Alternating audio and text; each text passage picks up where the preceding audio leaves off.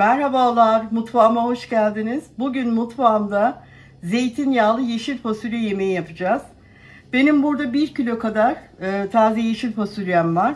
3 adet domatesim, 2 adet yeşil biber, 1 adet kuru soğan ve 4-5 diş de sarımsağım var. Fasulyelerimizin iki kenarını alıyoruz. Eğer kılçıklıysa şu kenarlarını da alın arkadaşlar. Benim fasulyemde kılçık olmadığı için ben direkt iki ucunu alarak temizlemeye başlıyorum.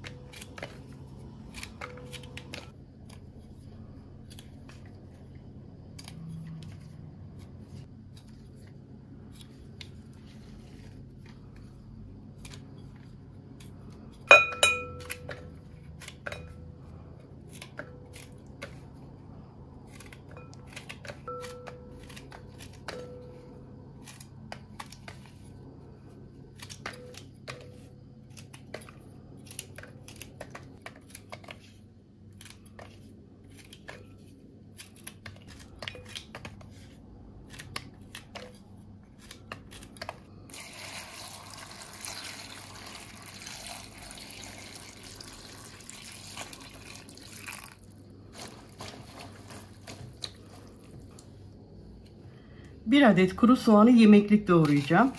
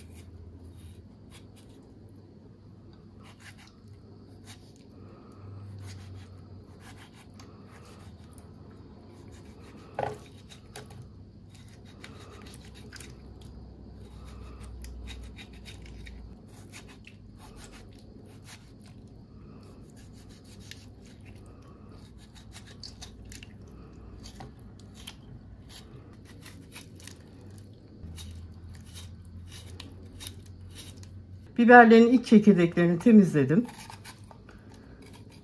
Şu şekilde doğruyoruz.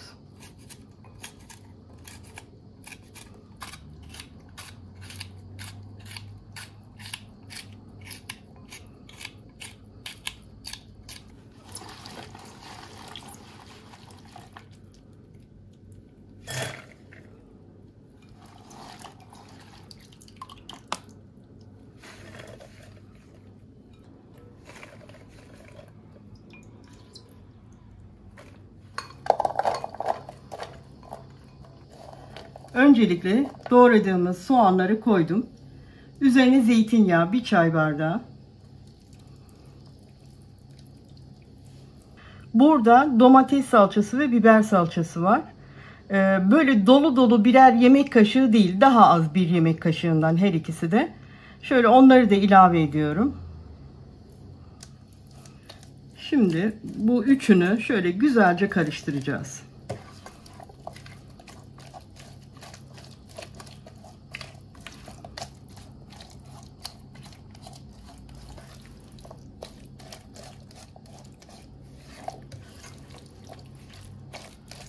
Üzerine fasulyelerimizi ilave ediyorum.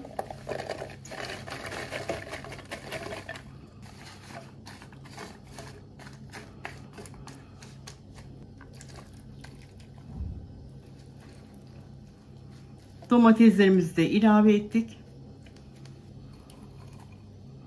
Evet, biberlerimizi de koyduk.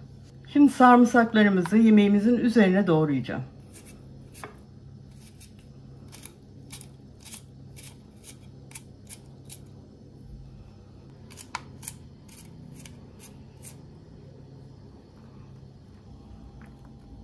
Yemeğimizin şimdi baharatlarını ilave edeceğim. Önce tuz koyuyorum.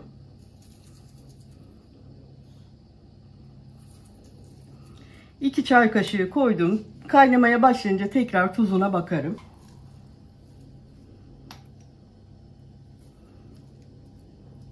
İki çay kaşığı da pul biber koydum.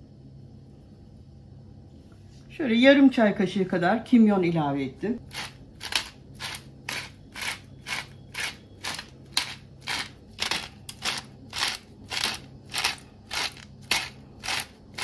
Bir çay kaşığına yakın karabiber ilave ettim. Şimdi tenceremizin üzerini kapatıyorum, kapağını kapatıyorum ve ocağa götürüyorum.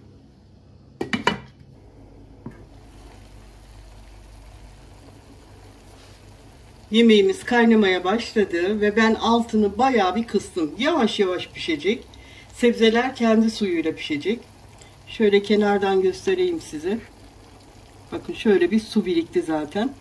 Bu pişmesi için yeterli. Karıştırmıyoruz yemeğimizi. Böyle pişmeye devam edecek.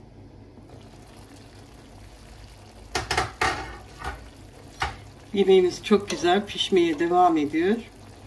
Gördüğünüz gibi hala karıştırmadım. Şöyle hafif hafif şöyle aralardan bir boşluklar yaratın yeterli.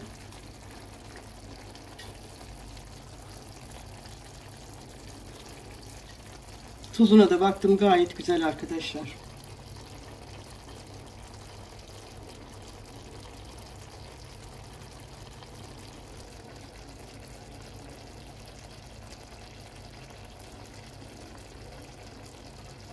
Evet, yemeğimiz çok güzel pişti. Fasulyeler yumuşadı. Şimdi altını kapatıyorum artık.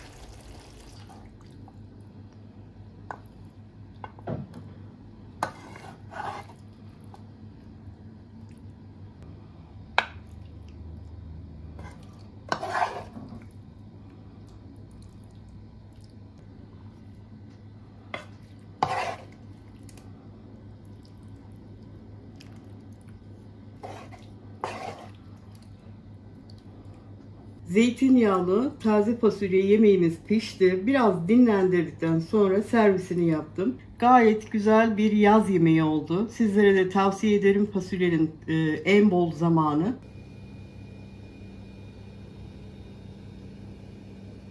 Bugünlük de tarifimin sonuna gelmiş olduk. Bir dahaki tarifte buluşmak üzere diyorum. Hoşça kalın.